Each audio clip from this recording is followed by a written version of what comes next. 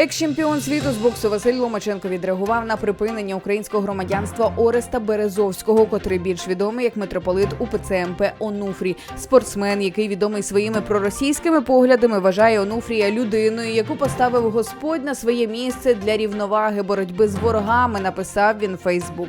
У людини можуть відібрати паспорт, відібрати все земне, але любов і віру ніяк. Добре дерево дає добрі плоди, а погане – погані. Так і кожне хороше дерево приносить хороші плоди, а гниле дерево приносить погані плоди. Не може дерево добре приносити плоди погані, ні дерево погане приносити плоди добрі, написав Ломаченко.